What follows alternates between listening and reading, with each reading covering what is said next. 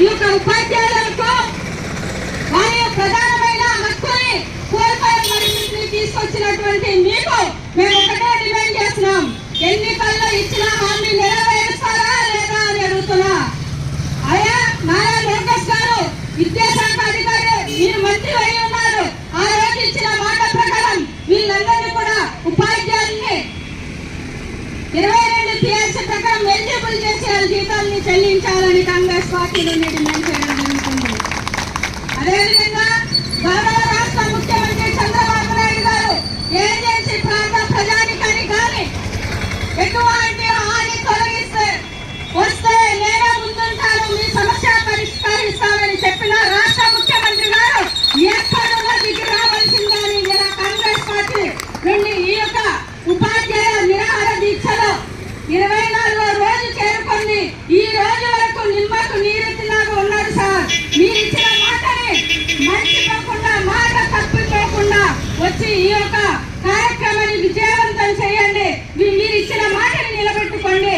అయ్యా చంద్రబాబు నాయుడు గారిని మిమ్మల్ని మేము ఈ వేదిక ముఖంగా మీరు తెలియజేయడం జరుగుతుంది.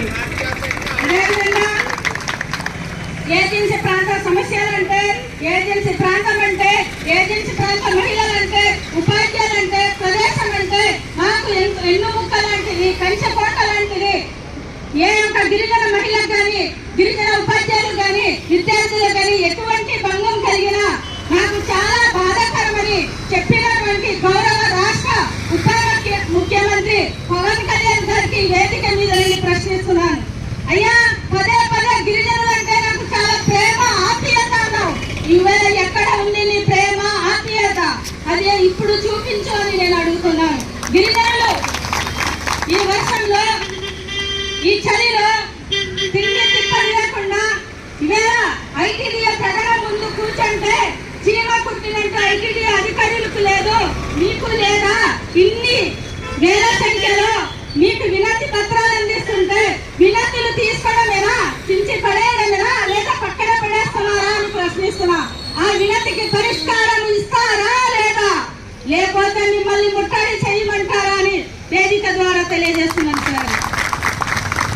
అదేవిధంగా మన ప్రాంతంలో 24 రోజులు దీక్ష చేస్తుంటే మన అల్లూరి సీతారామరాజు జిల్లా కలెక్టర్ గారు నిద్రపోతున్నారా అని ఇలా ప్రశ్నిస్తున్నారు. ఈ ప్రకటన ముందు నుండే జిల్లా ఆఫీసుల దగ్గర ఎదురుగా కూర్చొని అడుగుతున్నా, సార్ మీరు ఎక్కడ పట్టుకున్నా గిరిజన ఉపాధ్యాయుల సమస్యని పరిష్కరించాలి. ఇవాళ గిరిజన సమస్యల కోసమే మీరు ఇక్కడ ఉన్నారు, ఎవరి సమస్యల కోసం కాదు. గిరిజనులకు వచ్చిన సమస్యలు ఏం పరిష్కరిస్తారని ఉన్నప్పుడు ఇలాంటి వరకు మీ మొహము కూడా కనిపించలేని పరిస్థితి ఉందని ఉపాధ్యాయులు చాలా ఆందోళన చెందుతున్నారు సార్. ఎక్కడున్నా రావాలని కాంగ్రెస్ పార్టీ నుండి మిమ్మల్ని హెచ్చరిస్తున్నాం, డిమాండ్ చేస్తున్నాం. అయ్యా ఐటీడీఏ ప్రాజెక్ట్ అధికారి వారు ఇందాకే వెళ్ళారు, ఐటీడీఏ ఆఫీస్ ముందు కూర్చుంటే మీకు కనీసం ఉపాధ్యాయులు చేస్తున్న ఆందోళన మీకు తెలియట్లేదా? ఉపాధ్యాయులకు ఉద్యోగ భరోసా ఎందుకు కల్పించట్లేదు? ఆనాడు ఐటీడీఏలోనే పరిధిలో ఉండింది, ఇప్పుడు సొసైటీ ద్వారా వెళ్ళిపోయిందని మీరు దాన్ని మర్చిపోయే పరిస్థితి కాదు సార్. పూర్తి బాధ్యత మీ మీద ఉంది. అప్పుడున్న జియోని ఇప్పుడు పెంపొందించి ఈ యొక్క జియోని పాస్ చేసి వీళ్ళకి ఉపాధ్యాయులకు న్యాయం జరిగే బాధ్యత మీ పైన చాలా ఎక్కువ ఉంది అనేసి ఐటీడీఏ ప్రాజెక్ట్ అధికారిని ఇవాళ డిమాండ్ చేయడం జరుగుతుంది. ఇవాళ ప్రజాప్రతినిధులు మన ఏజెన్సీ ప్రాంతంలో ప్రతి ఒక్కరు కూడా ఒక్కొక్క ఓటు చాలా అమూల్యమైన ఓటు. ఆ ఒక్కొక్క ఓటు చాలా ప్రాముఖ్యమైనది. ఒక దేశాన్నైనా, ఒక రాష్ట్రాన్నైనా, ఒక జీవితాన్ని మార్చగలిగిన ఓటు.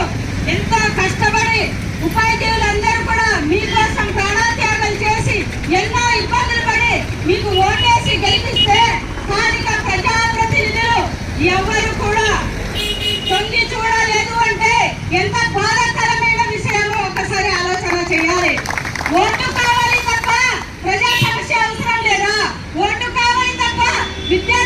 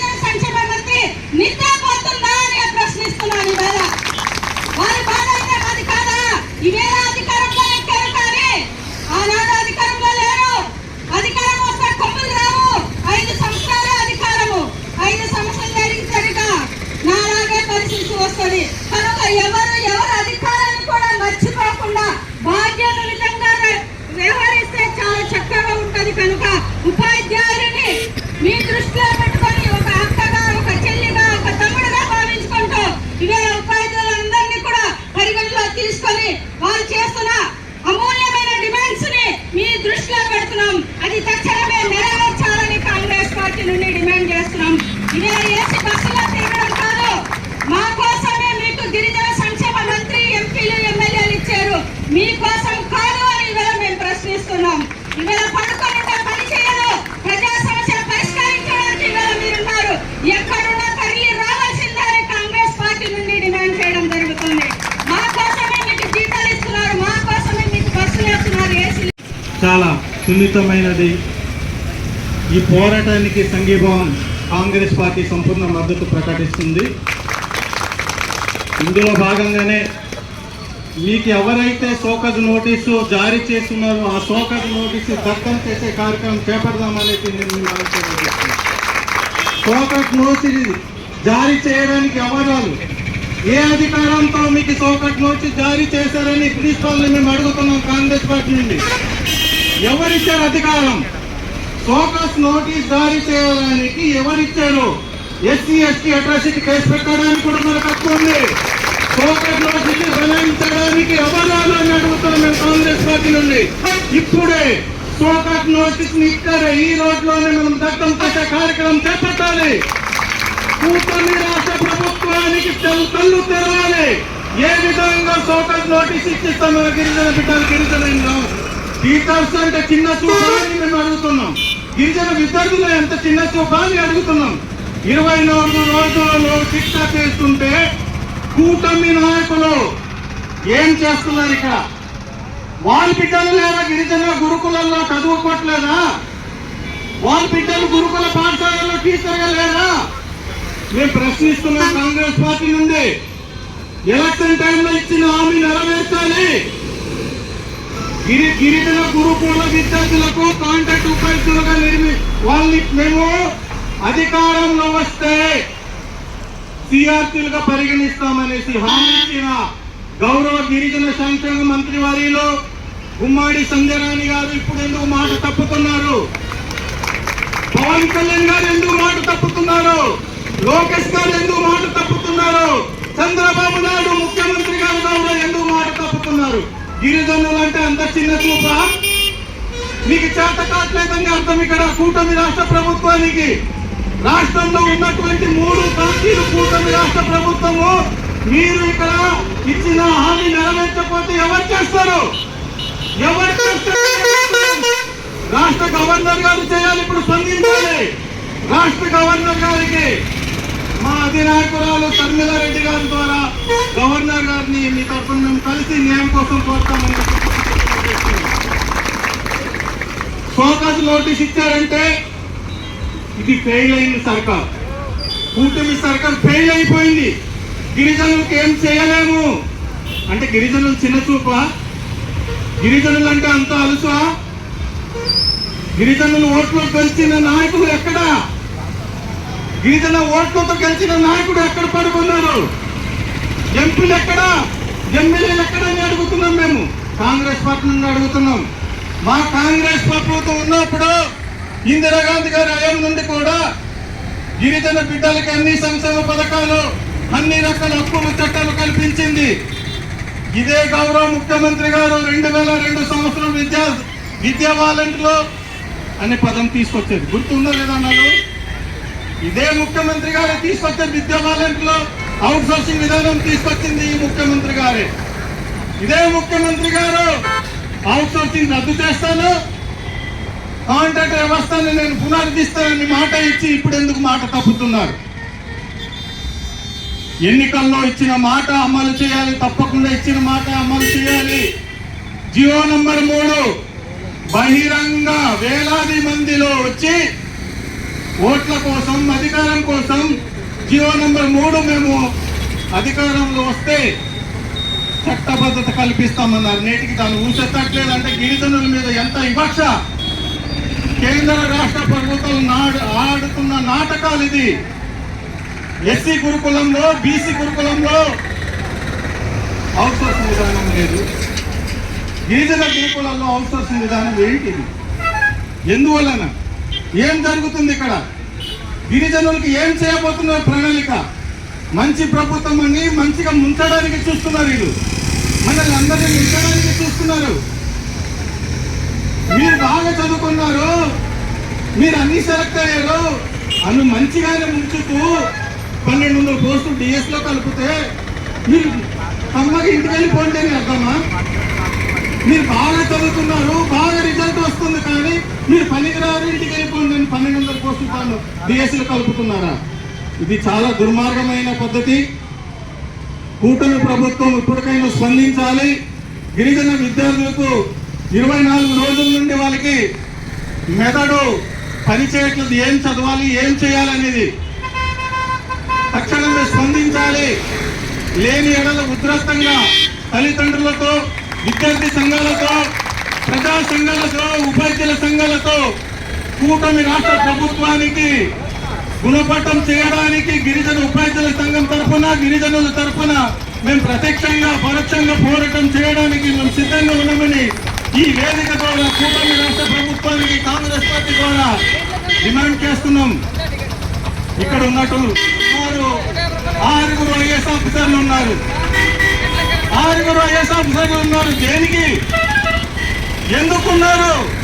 24 రోజులు దీక్ష చేస్తున్నా ఇలాగే తిరుగుతున్నారు. కలెక్టర్ గారు ఇదే మార్గంలో, సబ్ కలెక్టర్ గారు వెళ్తున్నారు, ఇదే మార్గంలో ఇదే ప్రత్యేక అధికారులు అంటున్నారు. ఎందుకున్నారు? గిరిజనులు అంటే అంత అలుసా? ఎందుకున్నారు?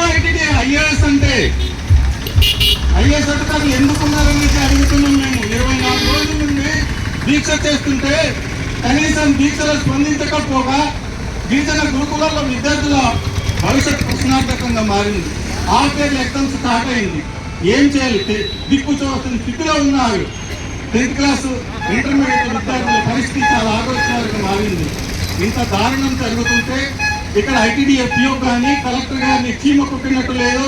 దీన్ని గవర్నర్ దృష్టికి తీసుకెళ్తేనే కానీ ఇది వీళ్ళు చేతులు ఎత్తేసరి మాకు చేత కాదు బాబు అనే పద్ధతిలో ఉన్నారు. కూటమి రాష్ట్ర ప్రభుత్వం గిరిజన గురుకుల ఉపాధ్యాయుల పట్ల మాకు చేత కాదు అంటున్నారు. అదే నిదర్శనంలో ఉన్నారు. అవునా కాదా? మీరు ఎవరిని కలిసారు? పవన్ కళ్యాణ్ కలిసారు. అవుట్ సోర్సింగ్ ఉపాధ్యాయులకు, అధ్యాపకులకు సుమారుగా రాష్ట్ర వ్యాప్తంగా 199 పాఠశాలలు, 199 పాఠశాలల్లో సుమారుగా 1659 మంది ఉపాధ్యాయ అధ్యాపకులు ఈరోజు సమ్మె బాట, రోడ్ బాట పట్టాల్సిన పరిస్థితి వచ్చింది. ఎవరైతే